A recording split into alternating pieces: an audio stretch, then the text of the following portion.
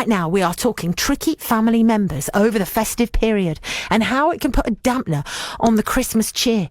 We've all got that one relative who's an expert at pushing all the wrong buttons, whether they're domineering and authoritative, excessively judgmental and self-righteous, or confrontational and provocative. It's not nice to be around. It really isn't. And it puts a pressure on people at this time of the year. But how do you deal with this situation and make it as pain or stress-free as possible? Well, the lovely Fiona Burton is a counsellor and hypnotherapist based in Hinckley, and she joins me live in the studio this afternoon. Good morning, Fiona. Oh, thank you for having me on, Kelly. Oh, it's lovely. Thank you for coming in.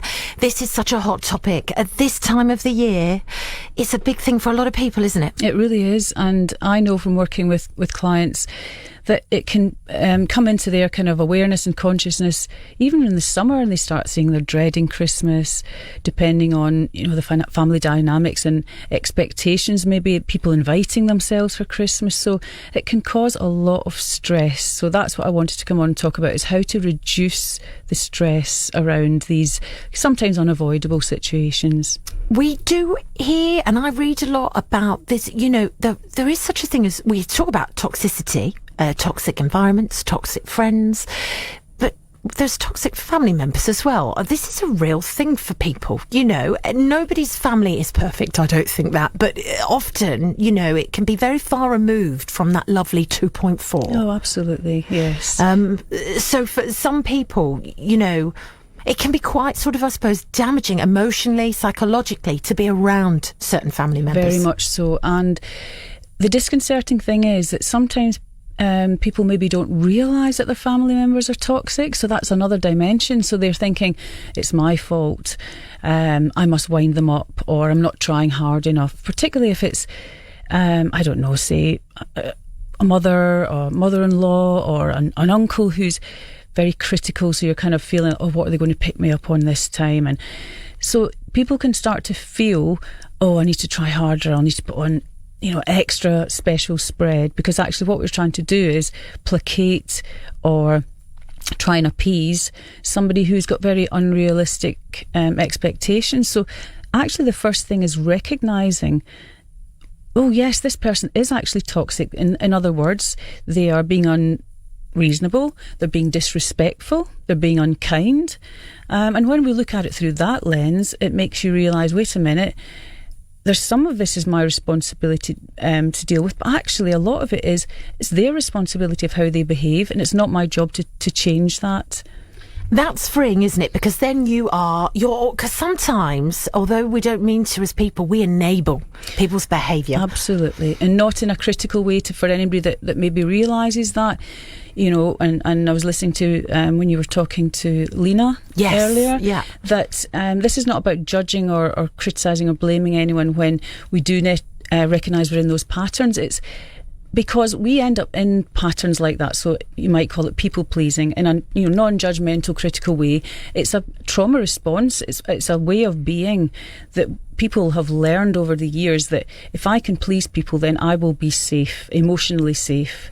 So it's becomes a very necessary way of being. However, as you get older and you realise, actually, my people-pleasing habits of appeasing people, trying to make everything perfect for people, doing too much, then what that does, it means that we overspend our resources. So goodwill, emotional energy, physical energy, money, time. And when we overspend our resources, then obviously we're in a deficit. So then we've kind of abandoned ourselves. We've let ourselves down because we've not put our own needs first.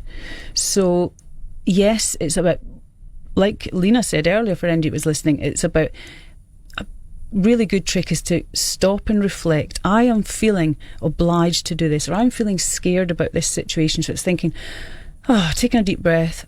Why do I feel that? Why am I putting this pressure on myself?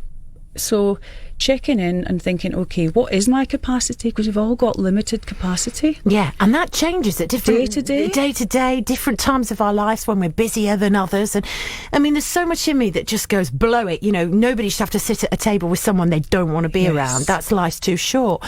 But it's easy to say that. It is, and I want to be realistic with people. Absolutely. It's not always possible, is it? It's not. So let's focus on how we can help people who know that they've got relatives coming around, friends and family that they can't avoid. Now, because we're talking about this Christmas, so whatever you've planned this Christmas, it's going to be hard to say, no, I'm cancelling it, I'm going to Tenerife for 2 weeks, as much as people would like to do that. But we can think about what we might want to change for next year. But to cope for this year, it's thinking about, okay, so I've got these family members coming round and I know it's going to be difficult. So it's about having that acceptance, not hoping for the best, but actually going, okay, I know that when this person comes around, they're always going to ask me things like, oh, are you, you're not pregnant yet, or, why have you not done more decorations or anything like that. You always know what the triggers are going to be with these particular people. So a good tip is to have a bit of psychological planning beforehand. So anticipate what the triggers are going to be. While you're calm and it's not all happening around, you think, okay, how can I respond so that I don't get angry?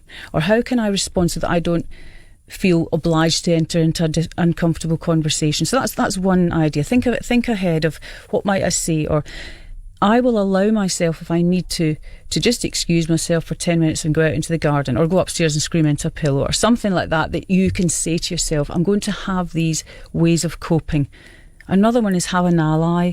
So it might be somebody, your partner or your sister or somebody that's going to be there. It's like, let's play a game of Uncle Mike bingo. Let's think if we can have like 5 things that he's going to say, and let's see, if we can get to 5. Just make it into a bit of a joke. So it's almost like you're anticipating it, but kind of keeping it into perspective. Yes. So the other thing is everything in moderation. So if you know that it's going to be difficult, it's about being clear about kind of time frames. You don't want them turning up at 10 o'clock and staying till 11 o'clock if it's a day visit.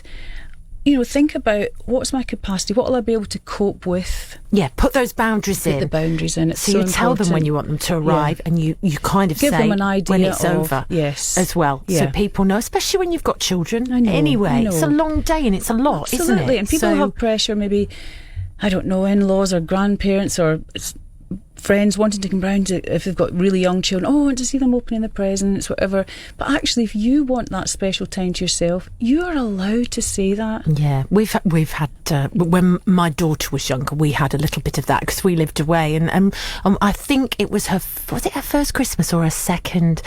I think it might have been her first, where we said no to everybody, and it was just the 3 of us. Yeah, and it's one of my happiest memories. Actually, it was so easy and so chilled and so lovely. Absolutely. And we weren't bending over backwards and dealing with everybody else.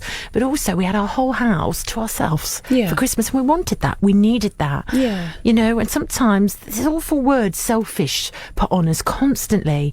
But you're not selfish for meeting your own needs. I wish we had more variation in that word in our language, because it has negative connotations. Yeah. But actually, to be able to survive, be healthy, be well, it's important to think of yourself. What can I cope with? It's being a good parent to yourself and not abandoning yourself. What's my capacity? What will I be able to...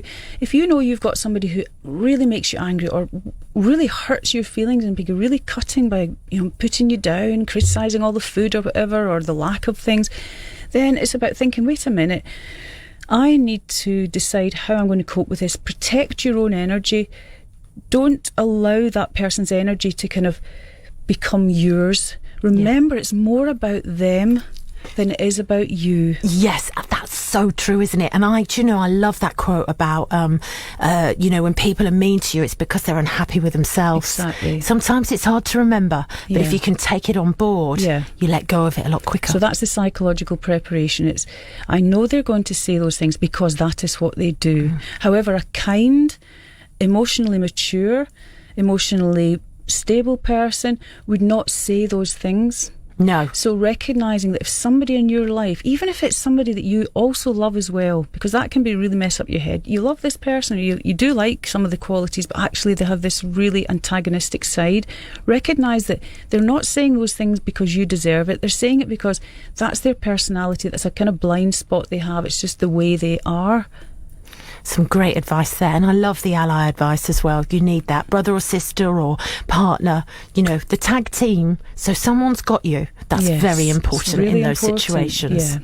Oh, brilliant, Fiona. Thank you so much. Again, we could talk all... Oh, there's so much, such a big topic. So much, absolutely. And some wonderful advice from you. And we'd love to have you back on other topics as well. Definitely, yes. I think these are the things that people are feeling right now, and it's important to reflect that, isn't it? Yes. You know, and that wisdom from you is really helpful. Thank you for coming in today. Thank you, it's my pleasure. Lovely to chat to you. It's 27 minutes past 12. The BBC